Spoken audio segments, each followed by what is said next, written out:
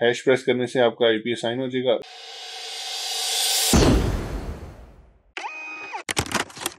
अस्सलाम वालेकुम दोस्तों, मैं हूं हबीब लोधी। Copier.pk के प्लेटफॉर्म पर आपको खुशामदीद कहता हूं। दोस्तों, आज इस वीडियो में हम आपको बताने लगे हैं प्रिंटर इंस्टॉलेशन और स्कैनिंग इंस्टॉलेशन से रिलेटेड। कैसे इसको आईपी दिया जाता है, जो आपके यूनिट है फोटोकॉपियर पर, प्रिंटर पर जाकर किस तरह आईपी असाइन किया जाता है और किस तरह आप सिस्टम पर इसको इंस्टॉल करेंगे।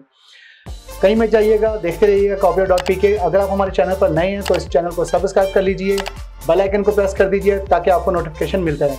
रिको MP301 SPF को आईपी असाइन करने का तरीका बताएंगे।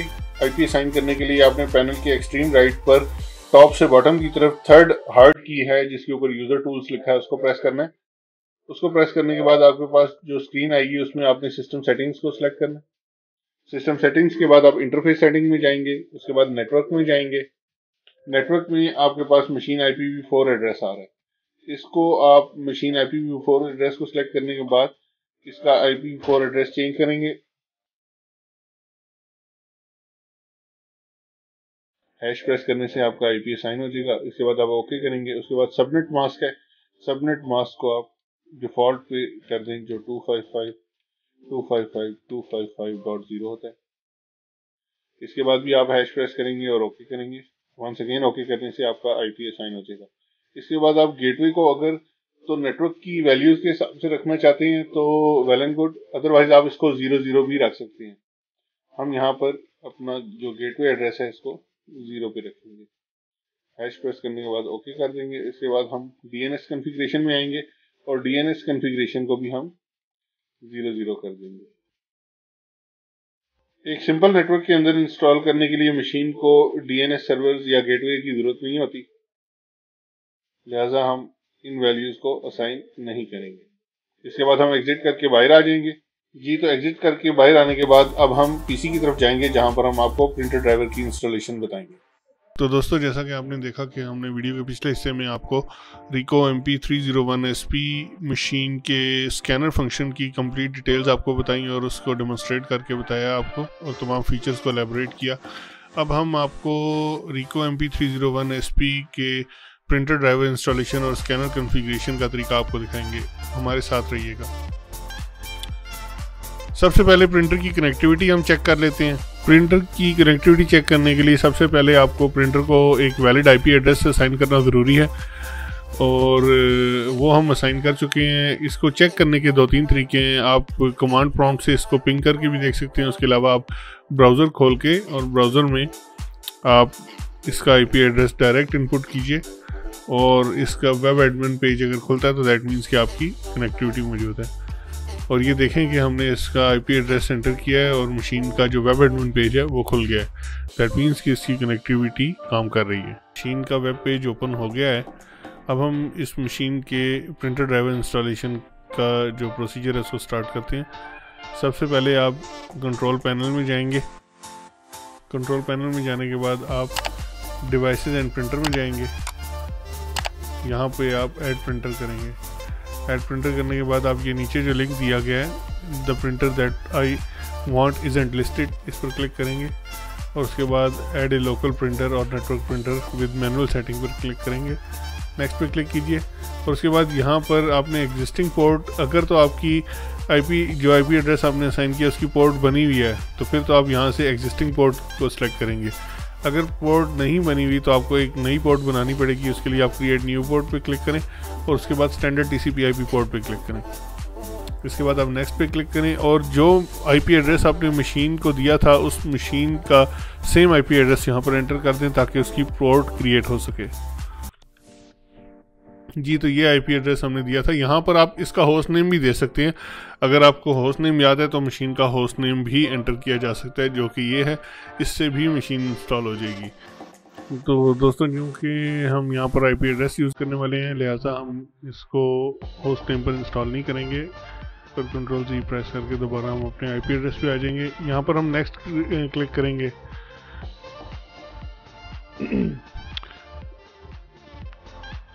जी, तो ये हमसे हमारे ड्राइवर का वर्जन पूछ रहा है। यहाँ पर हम रिप्लेस करंट ड्राइवर या use the driver that is currently installed जो रिकमेंडेड ऑप्शन है वो हम सेलेक्ट करेंगे। तो दोस्तों जैसा कि आपने देखा कि हमारे विंडोज़ ऑपरेटिंग सिस्टम ने जो ड्राइवर इंस्टॉल किया है वो यूनिवर्सल प्रिंट ड्राइवर है। ये रिको का क्लास ड्राइवर है जिसके बारे में अंडरस्टूड है कि ये बहुत सारी कॉम्प्लिकेशंस और प्रॉब्लम देता है, लेट प्रिंट और some time number of pages जो हैं जितनी की कमांड दी जाती है वो तमाम प्रिंट नहीं होते। लिहाजा हम इस ड्राइवर को यूज़ नहीं करेंगे, जबकि इसकी जगह हम जो रिको का ऑथेंटिक ड्राइवर है जो रिको की वेबसाइट से डाउनलोडेड है हम वो यूज़ करेंगे। उसके लिए हम इसको यहाँ पे सेटअप को कैंसिल कर देंगे और दोबारा से the printer that I want isn't listed पे क्लिक करेंगे और ऐड ए लोकल प्रिंटर पे जाएंगे और यहाँ पे चूँकि हमारी पोर्ट क्रिएट हो चुकी है हम इस पोर्ट को सिलेक्ट करेंगे। जी, ये 50.236 हमने पोर्ट क्रिएट की थी, ये हमारी एक पोर्ट बनी हुई है, ये हम सेलेक्ट कर लेंगे। इसके बाद नेक्स्ट पे क्लिक करके हम यहाँ से हैव डिस्क और फिर ब्राउज करके हम ड्राइवर की जो लोकेशन है, प्रिंटर ड्राइवर लोकेशन है, हम उस पर जाएंगे।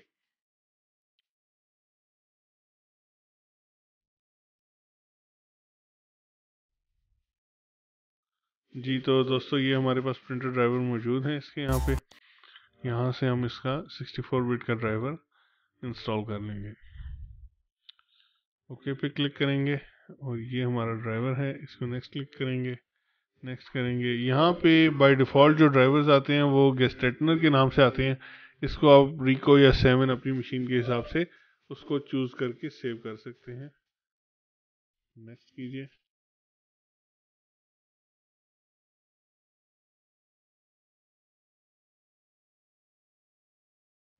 दोस्तों प्रिंटर ड्राइवर हमारा इंस्टॉल हो गया। इसकी चंद एक छोटी सी कॉन्फ़िगरेशंस हैं जो मैं आपको बताना चाहूँगा। हमारे रिको के जो लेटेस्ट प्रिंटर ड्राइवर्स आ रहे हैं उनमें बाय डिफ़ॉल्ट डुप्लेक्स की ऑप्शन ऑन होती है।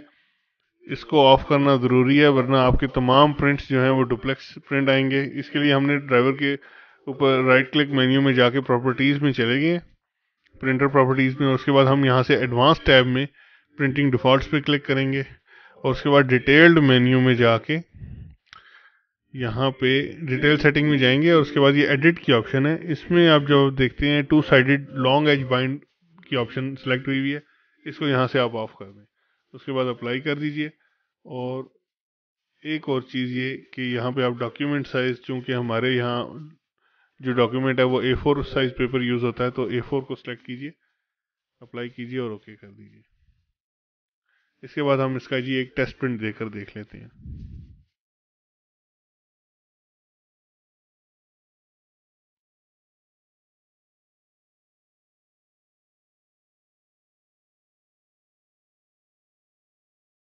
जी दोस्तों, जैन साहब ने आपको प्रिंटर की आईपी के थ्रू इंस्टॉलेशन और तमाम मुकम्मल तरीक़ाकार आपको सिखाया है। मैं उम्मीद करता हूं कि आपको बहुत अच्छे तरीके से समझ आया होगा। आप हमारे चैनल पर अगर नए हैं तो हमारे चैनल को सब्सक्राइब कर लीजिए, बेल आइकन को प्रेस कर दीजिए ताकि आपको न्यू नोटिफिकेशन और इससे रिलेटेड बहुत सारी वीडियोस मिलती रहें। copy.pk के प्लेटफॉर्म से मुझे दीजिए इजाज़त। अल्लाह हाफिज़।